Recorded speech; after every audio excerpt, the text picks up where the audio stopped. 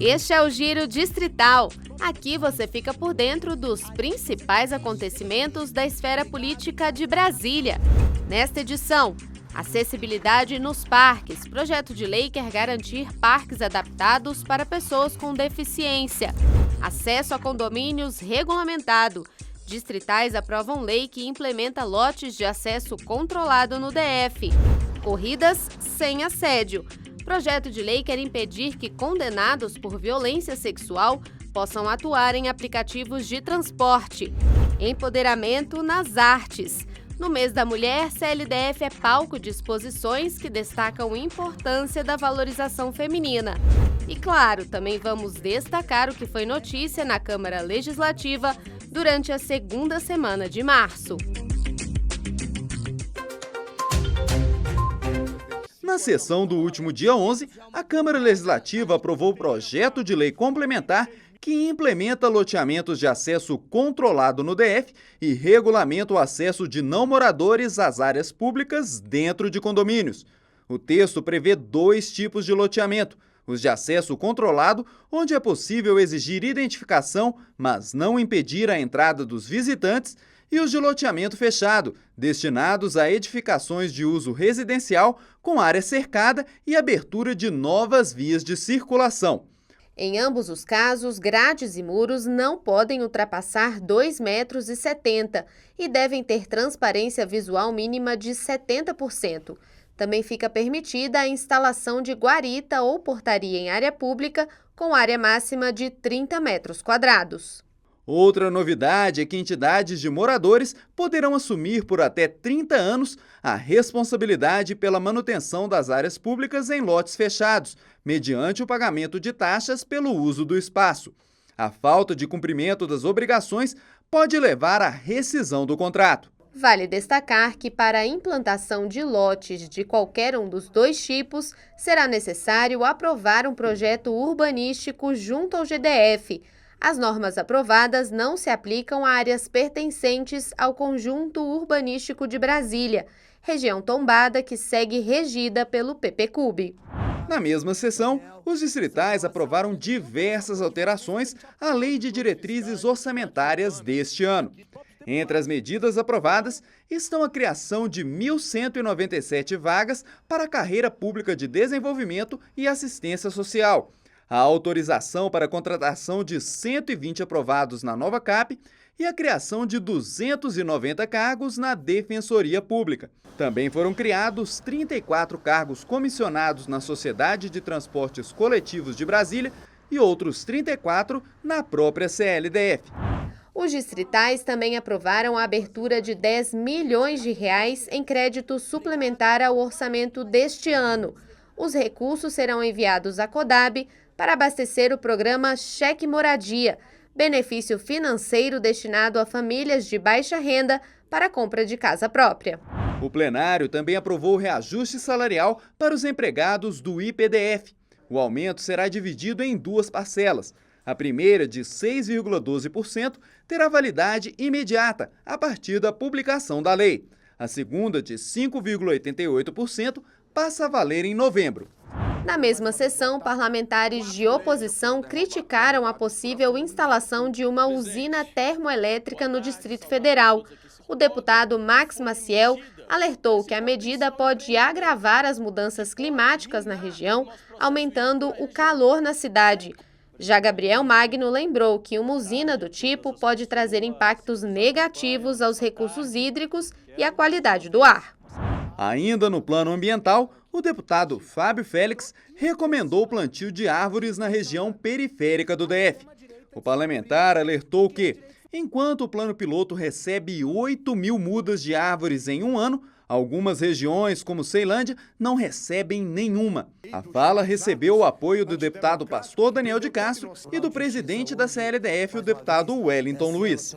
Já a sessão do dia 12 foi marcada pelos discursos na tribuna. Os deputados João Cardoso e Chico Vigilante usaram a palavra para cobrar soluções para problemas enfrentados pelo funcionalismo público local. João Cardoso pediu mais agilidade na validação de atestados médicos e perícias para os servidores, enquanto Chico Vigilante pediu reajuste salarial para diretores de escolas públicas rurais. No dia 13, os distritais demonstraram preocupação com a sabatina de Kleber Monteiro Fernandes para o comando do Instituto de Gestão Estratégica de Saúde, o IGES-DF. Presidente da Comissão de Saúde da CLDF, a deputada Deise Amarílio convocou os parlamentares para o evento, marcado para o dia 17. Em sua fala, ela lamentou ter de sabatinar o candidato no cenário atual, no qual o IGES-DF é alvo de críticas por problemas nos serviços prestados, por atuar sem contrato de gestão válido e por sofrer diversas ingerências políticas. Na mesma data, houve sessão solene para concessão de título de cidadão honorário de Brasília ao advogado e membro do Conselho Nacional de Justiça, Luiz Fernando Bandeira de Melo Filho. A homenagem foi idealizada pelo deputado Robério Negreiros, que destacou a importância do reconhecimento ao trabalho do homenageado em prol do Distrito Federal.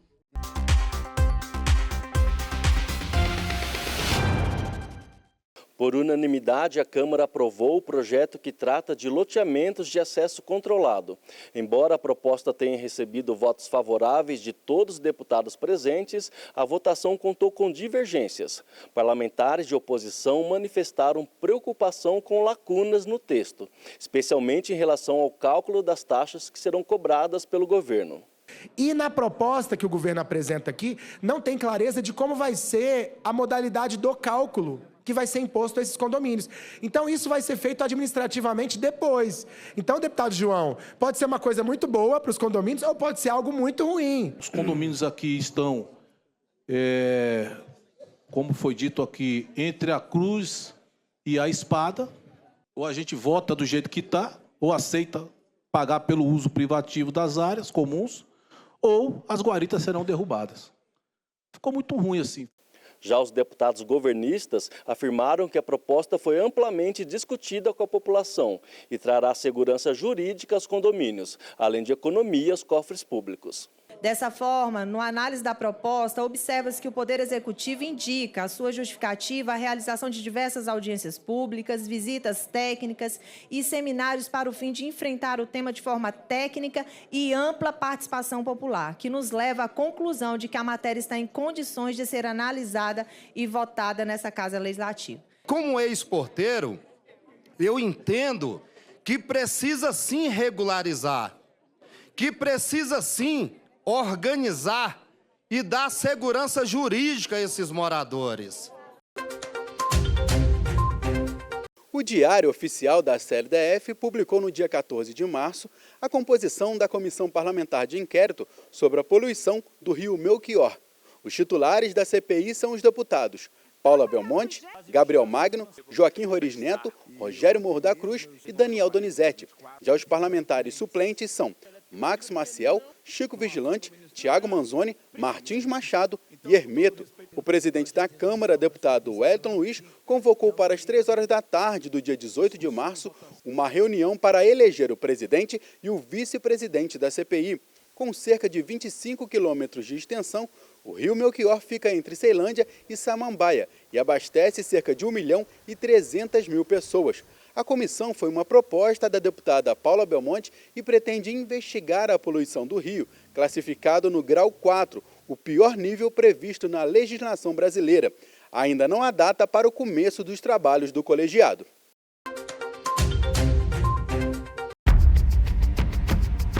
Este Parque Ecológico do Lago Norte foi inaugurado em 2002. Como muitos outros no DF, ele precisa passar por adaptações e obras para atender às necessidades de pessoas com deficiência.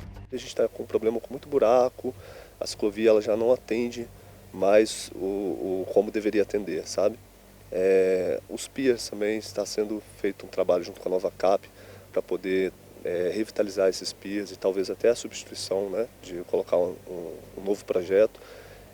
As pontes internas também, né, acessos internos no geral, a gente precisa dar essa atenção. Todas as demandas do parque relacionadas a essa pauta já foram levantadas, o IBRAM já está ciente de todas elas, a unidade de projetos, né, de projetos que é responsável por a construção desse projeto, ela também já está ciente e esses projetos estão sendo construídos. Vítima da violência urbana, o atleta Estevão Lopes teve sua vida transformada em 2012. Ele foi atingido por uma bala perdida em Brasília e ficou paraplégico aos 33 anos. Depois de receber tratamento especializado no Hospital Sara, passou a se dedicar à prática profissional de vários esportes. Por isso é considerado um atleta multiparalímpico. Hoje eu já competi em mais de 30 países. Japão, Austrália, Canadá, Nova Zelândia, vários países na Europa, vários títulos nacionais e títulos internacionais. Como muitos atletas, Estevão utiliza os parques para treinar. Nossa equipe de reportagem acompanhou o esportista em uma visita ao Parque Ecológico do Lago Norte para ver de perto as dificuldades de locomoção do local.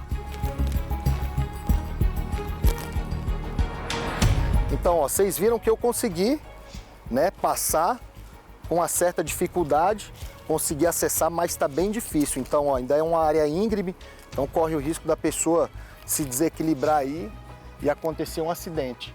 O acesso aos banheiros também apresenta dificuldades devido à inclinação inadequada da rampa. Na hora de retornar, a tarefa não ficou mais fácil. Vou descer com a minha cadeira empinada, ó. Mas você vê que o declive da rampa é bem grande, ó. Aquela ali, então, ó, tem que trabalhar no circo para descer ela, ó. Só sendo malabarista, mas vamos usar a habilidade de atleta aí e descer. Mas se depender da Câmara Legislativa, esta realidade está prestes a mudar. O projeto de lei de autoria do deputado distrital Iolando dispõe sobre o direito de acesso de pessoas com deficiência ou com mobilidade reduzida a parques ecológicos e recreativos do DF. E é importante a gente observar essa parte do lazer, né? Que é muito importante. A gente tem uma vasta área de lazer aqui no Distrito Federal, porém com algumas adaptações a ser feita. Uma delas a gente viu que são os parques ecológicos, né? Que realmente é bastante frequentado, mas com pouca adequação, com pouca adaptação para as pessoas com deficiência se locomover, andar, poder caminhar com a família, poder curtir como qualquer um outro cidadão. E também os parques recreativos. A gente observou que a gente via crianças brincando no parque e as outras crianças que tinham deficiência ficavam olhando de longe. Até mesmo o coleguinha ou irmão mesmo ali ficavam olhando, não podendo participar daquele brinquedo, porque aquele brinquedo não tinha adequação, não tinha adaptação para aquela criança deficiente. Existem hoje 82 unidades de conservação administradas pelo IBRAM, Instituto Brasília Ambiental. A entidade fez um estudo técnico e criou um manual de acessibilidade. O órgão já iniciou as adequações nos parques mais visitados pela população. Hoje nós já fizemos algumas adequações pontuais no Parque Ecológico da Asa Sul. Nós estamos fazendo aqui no Parque do Lago Norte. No Parque de Águas Claras também já foram feitas algumas adequações e parquinhos inclusivos, também para crianças também portadoras de necessidades, e também no Parque Ecológico Ezequias Heringer. Além disso, a gente tem também todos os nossos projetos hoje que já são desenvolvidos no Instituto Brasília Ambiental pela nossa unidade de projetos e engenharia, já seguem todas as regras, normas técnicas previstas com relação à acessibilidade, tanto da legislação federal quanto da legislação distrital. A especialista explica que, embora as adaptações sejam necessárias, elas precisam obrigatoriamente respeitar as exigências ambientais da área de conservação. Nós temos ambientes muito naturais dentro das nossas unidades de conservação, né? E a própria norma técnica e as legislações dizem que nós não podemos infringir as legislações ambientais e não podemos dar mais impacto a esses atributos ecológicos tão importantes dentro das nossas unidades. Então a gente precisa, na verdade, conciliar a possibilidade de uma visitação de pessoas com dificuldade de locomoção, principalmente, mas não exclusivamente, mas também deficientes visuais, auditivos, e que eles tenham a experiência da natureza dentro das nossas unidades. O projeto que garante a acessibilidade em parques ecológicos e recreativos foi aprovado por unanimidade na Comissão de Desenvolvimento Sustentável. Agora deve passar pela análise de outras comissões antes de seguir para o plenário.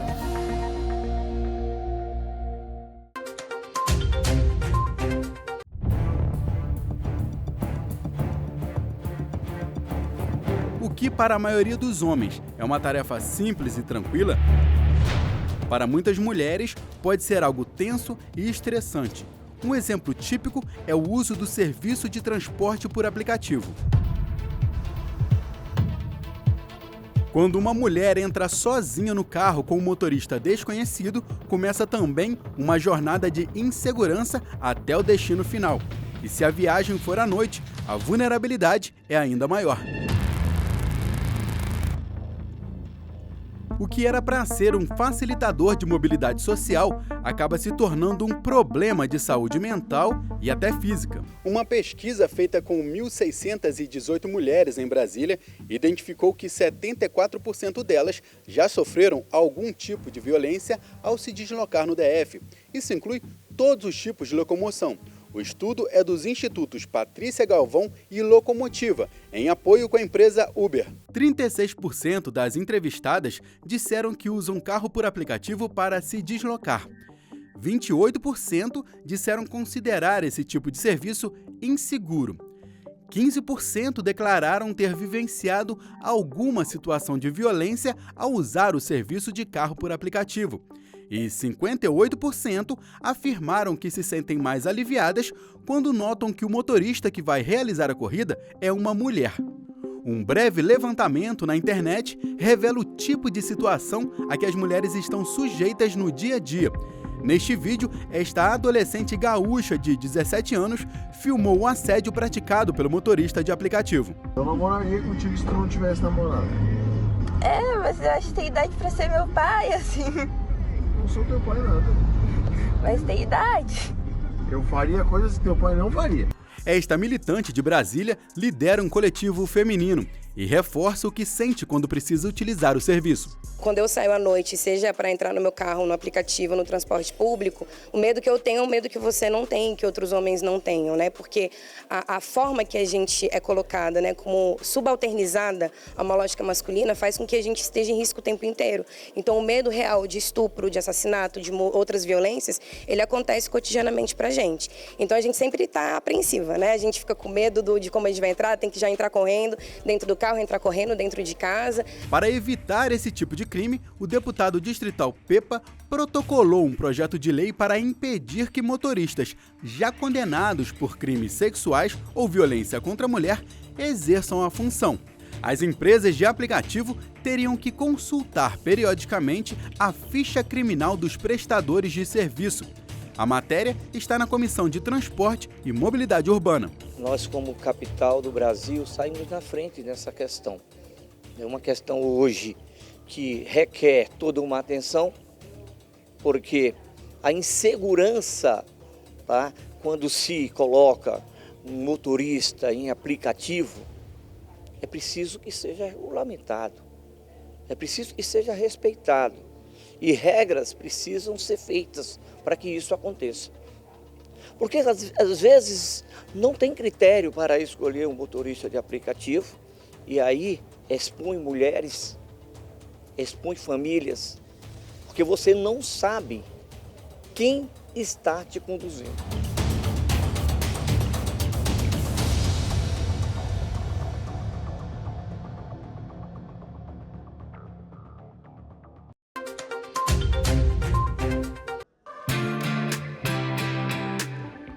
O empoderamento feminino ganha status de arte. Ao longo da última semana, a Câmara Legislativa foi palco de 2 exposições que, além de valorizarem as mulheres, também serviram de inspiração para as mais jovens. Logo na entrada do foyer do plenário, quem passava já se deparava com a exposição Histórias de Mulheres que Deixaram Sua Marca, trazida para cá pela Embaixada da Eslováquia e produzida pelo Museu da Cultura Judaica do Museu Nacional da Eslováquia. São histórias de mulheres inspiradoras que lutaram contra adversidades e ousaram sonhar e ir além, transformar seus sonhos em realidade. Conta, por exemplo, a história de Berta Pappenheim, judia, fundadora do movimento feminista na Alemanha e dedicada ao enfrentamento de problemas relevantes como a prostituição forçada. A embaixadora da Eslováquia no Brasil destaca que a exposição vai muito além da história dessas mulheres. Faz parte do programa Mulheres em Ação, que tem um grande propósito. O meu desejo é inspirar elas a mostrar, não, algumas histórias inspiradoras das mulheres da Eslováquia, para mostrar para elas que elas podem ser o que elas querem. São 30 estudantes do ensino médio de 3 escolas públicas aqui do Distrito Federal que farão parte do programa este ano.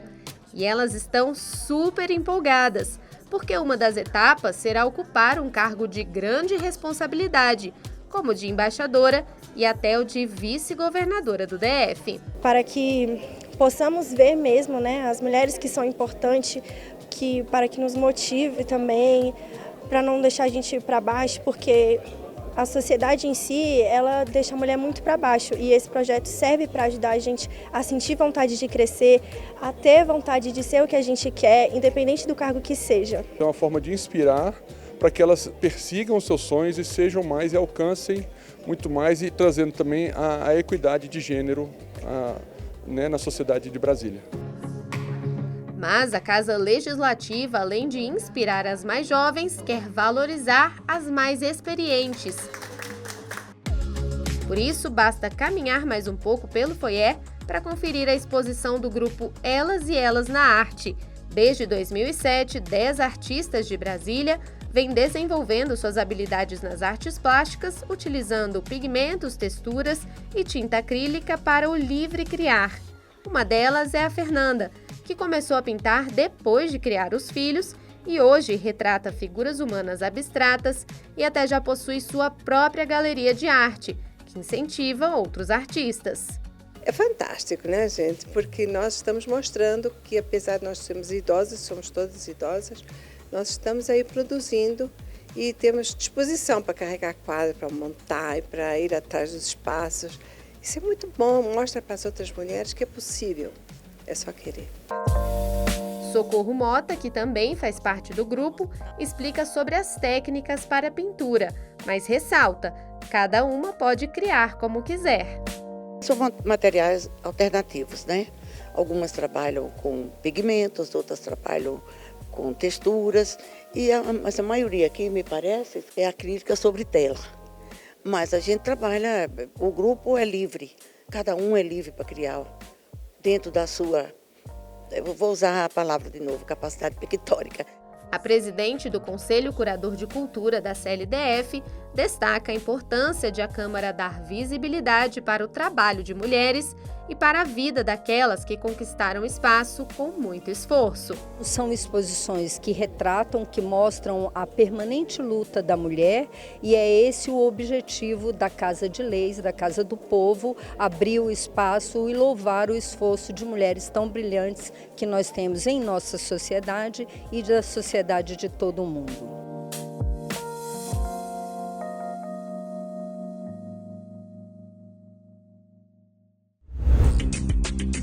E não se esqueça, para outras informações sobre os trabalhos da Câmara Legislativa, acesse o portal de notícias da Casa.